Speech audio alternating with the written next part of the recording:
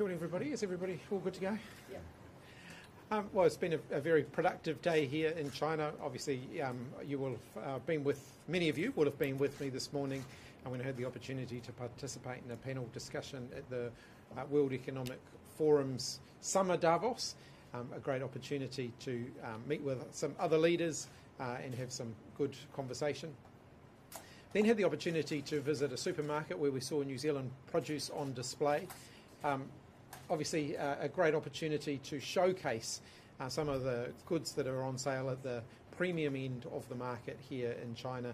Our exporters very proud to see their products being sold, and a great opportunity for us to pump for New Zealand for a little bit. And then obviously some very productive and successful meetings here in Beijing this afternoon. Had a good opportunity to meet with Chairman Zhao and talk about the importance of relationships at a parliamentary level. So we were able to talk about the importance of those exchanges, and then had a very warm and constructive conversation with President Xi, where we had the opportunity to discuss a broad range of issues. The meeting was incredibly constructive, and happy to open up and answer any questions. Prime Minister, what was it like meeting President Xi? Like I said, it was a warm and constructive meeting. It was an opportunity for relatively free-flowing dialogue on a range of issues where New Zealand and China have mutual interests. What sticky issues did you raise with him? We raised all of the issues that you would expect. Obviously, there was a particular economic focus to our conversations. That's an issue of such importance to New Zealand exporters. We also had the opportunity to talk about current issues.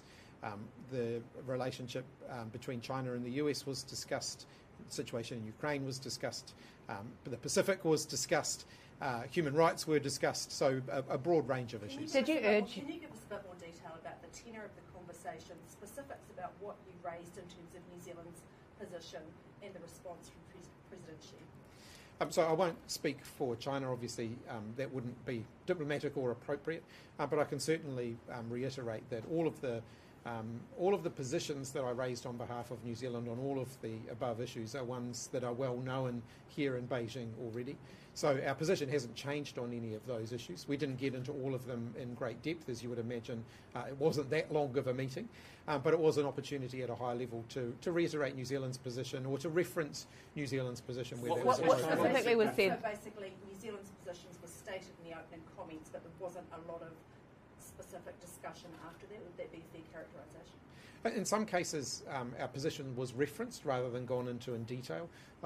Minister Mahuta was here only recently, for example, and had more depth of conversation on some of the issues which we only had an opportunity to touch on briefly. What was the response that you got from President Xi in terms of, particularly when you were going into those sensitive issues around human rights and potentially the war in Ukraine?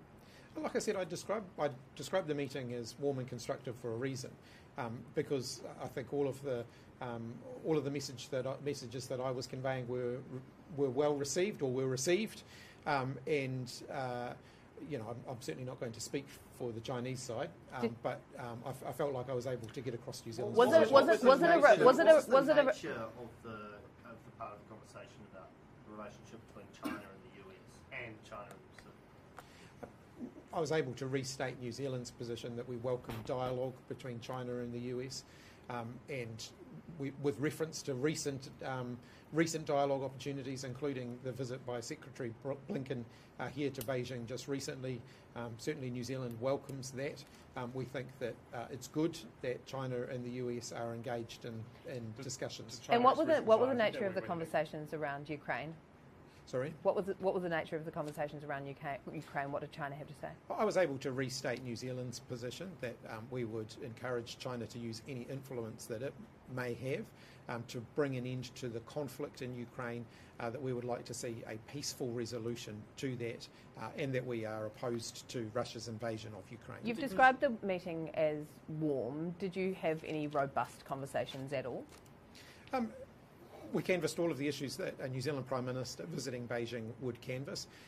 The meeting was at no point adversarial, so it was a warm and constructive discussion. And did you get any pushback like your Foreign Minister got? As I've indicated, it was a warm and constructive discussion. Does President Xi seem receptive to New Zealand's anxiety about China's militarisation of the Pacific? I was able to restate New Zealand's position again, that we recognise that the Pacific are independent countries. They can make their own decisions. And what did China think of that? That New Zealand seeks to be a trusted partner in the Pacific, and that we'll continue to do that. But what did China think of that? I'm not going to speak for China. Did he invite you? Did you invite him to come to New Zealand to visit us? He indicated that I was very welcome to come back and visit China again, and I, of course, reiterated that New Zealand would welcome a visit from him. Did you get any sense that he was keen to come? I certainly got the sense that he's keen to continue to foster the dialogue, continue to have high-level connections between the two countries.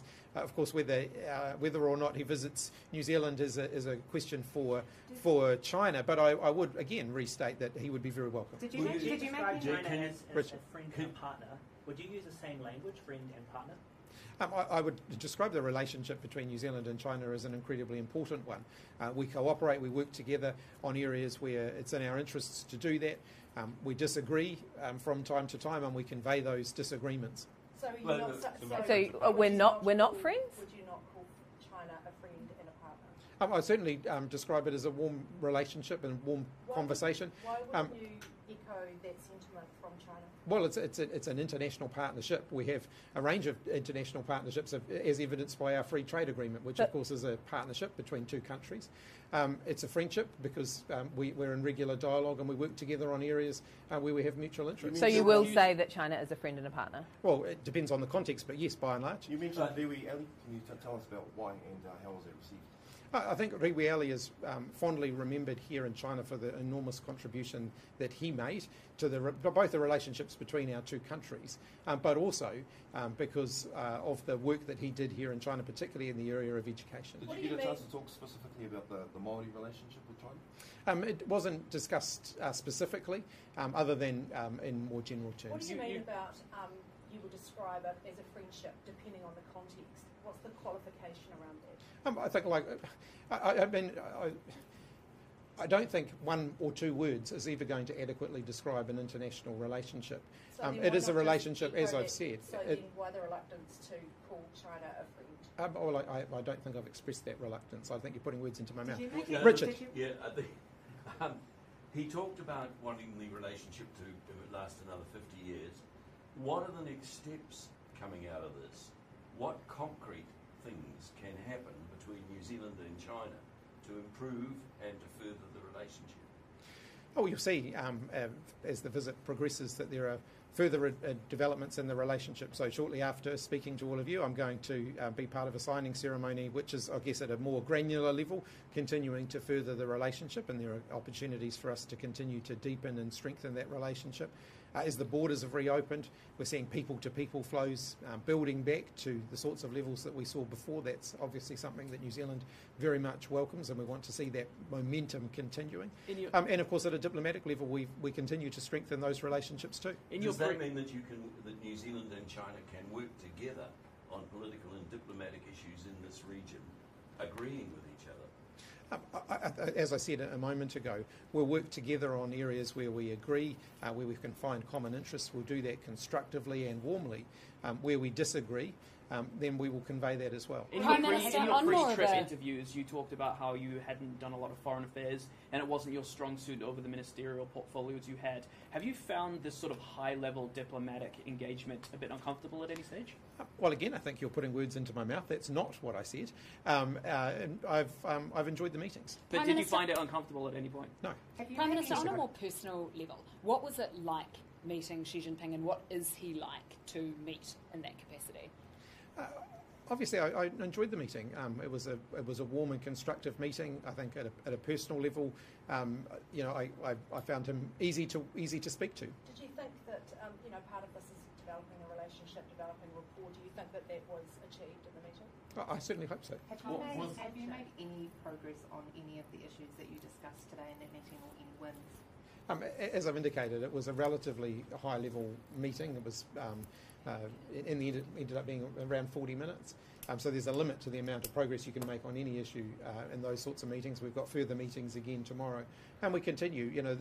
All international relationships are always a work in progress. Was anything raised about AUKUS by you or the Chinese? AUKUS wasn't specifically discussed. Last year, in last visit by Jacinda Ardern, Xi Jinping said that it was necessary for the two countries to trust each other.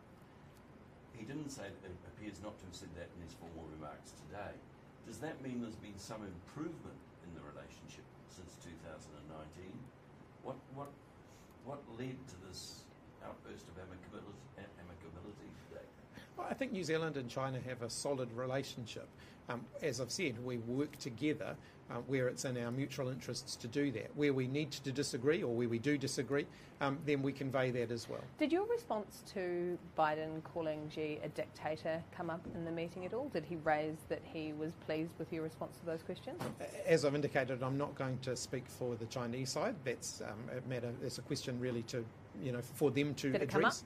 It come up? I did not raise it. But did it come up? Like I said, I'm not going to speak for. It would be undiplomatic for me to be making representations on behalf of China. So it did come up and you didn't raise it? Prime Minister, that's quite a different thing, though. We're asking you if the issue came up in discussions. You are able to speak about that. I'm not going to relay any issues that China raised with me. I'm certainly happy to. I did not raise the matter. A big trade focus on this trip. Was there any indication from the President about expanding or diversifying or boosting trade at all? China has regularly mentioned at all levels in the visits that I've done here the number of consumers that they have who are eager to trade with New Zealand and to access New Zealand products. And so I think we're certainly both committed to continuing that relationship. Did you have a conversation or any sort of conversations with Jacinda Ardern ahead of this meeting, just as she's met with him several times or twice, about how you should approach this? Did she give you any tips? No, we didn't discuss it. Just to flip around Jason's earlier question, he asked if you felt uncomfortable in there. Did you feel comfortable in there? Yes. In the Great Hall of the people? Well, it's certainly a formidable building, but I certainly didn't feel the conversation was uncomfortable in any way. You said this trip was about culture to culture. Why wouldn't you mention Te Iwi Māori and the Māori culture? I certainly spoke about the diversity of New Zealand, and that included, our pride on our Indigenous culture. But in terms of the the Māori to China relationship, that's not something that we spoke about specifically. What specifically did you raise about human rights with China? It wasn't discussed in great depth. It was so I referenced New Zealand's position on human rights. Is it a week to just reference it and not discuss it? It was a 40-minute meeting. How many minutes of that meeting did you devote to human rights? As I've indicated, it was raised. I was sort of restated New Zealand's position. Was it even a minute long? I didn't have a stopwatch. So it was raised but not discussed? Discuss in detail. I mean, if you were going to prioritise it in terms of, most spent to least, can you give us a bit of a rundown of what came top and what was at the bottom? Certainly the economic relationship between New Zealand and China was by far the biggest topic that we discussed. But we also discussed a broad range of international issues, including international relationships. So the Pacific, the US, Ukraine, all were discussed and I wasn't keeping a stopwatch. Was there anything to characterise it, though, that the issues that we disagree with China on were actually the issues that you spent the least time talking about? Your trade minister's nodding, so I'm guessing that's a yes. I mean, in all of these meetings, you seek to find areas of agreement, and where you need to disagree, then you disagree. So China's certainly familiar with the position of New Zealand on all of the issues that we disagree on. Was there anything? That doesn't actually answer the question, though. Well, as I've said, I didn't keep a stopwatch. There are hundreds of thousands of Uyghurs. Labour has announced its new candidate for the Karuarafi seat. Are you confident in your new candidate? Absolutely. I think she's going to be a very strong candidate. We're in it to win it. There are hundreds of thousands of Uyghurs in detention centres. Parliament passed a resolution condemning human rights abuses in Xinjiang, and you're saying that you sort of referenced it and perhaps didn't even name check that abuse. That doesn't seem sort of tenable given the history of New Zealand's parliamentary relationship with that injustice. New Zealand's position remains the same. There is a UN report. We continue to encourage China to respond to that. But surely that merits a fair bit of discussion in a 40-minute meeting. Jackson has said that he hopes the Ikoro Rafiti voters will punish Mika Whaitiri. Do you share those sentiments? I think that the Labour Party has a strong relationship with the voters in Ikoro Rafiti. We're very proud of our work in that area. We hope to continue that relationship. We're standing a strong candidate, and I'll certainly be encouraging people in Ikoro Rafiti to vote Labour. Was there anything about? Did the issue of you going to the NATO summit come up? Did the question of the NATO partnerships in the region come up? No, to both. China indicate that they do not want New Zealand to drift further into the US orbit? As I've said, I don't want to speak on China's behalf. While there's an easy answer to that question, I don't think it would be appropriate for me to give it. Did you discuss the CTPPA agreement and China wanted to join it? It was referenced. I referenced that in some remarks that I made, acknowledging that China has expressed that interest, and that there's a process to work through. Was there anything about Xi Jinping that surprised you? I went into the meeting with a relatively open mind, and I was encouraged by the fact that it was a warm and constructive discussion. Is it difficult for it to be a warm discussion when the tables appear to be about 5 metres away from each other? It didn't stop it being a warm and constructive discussion. What was it about us drifting towards the US that he raised with you? As I've indicated, I'm not going to convey or relay or speak on behalf of China. You said it was an easy answer, so is that... As I've indicated, I'm not going to speak on behalf of China. Chinese state media seem to be saying that New Zealand could set an example for other Western nations in the way it balances China and the United States. Did he sort of reference that kind of worldview to you? That New Zealand could be an example to other Western nations? As I've indicated, I don't want to speak on behalf of China. I don't think that would be diplomatic for me to do that. The Ministry of Tourism and Culture here in China have amalgamated. Is it time for Aotearoa to do the same? That's probably more of a question for the Minister of Tourism, who's standing right behind me. So.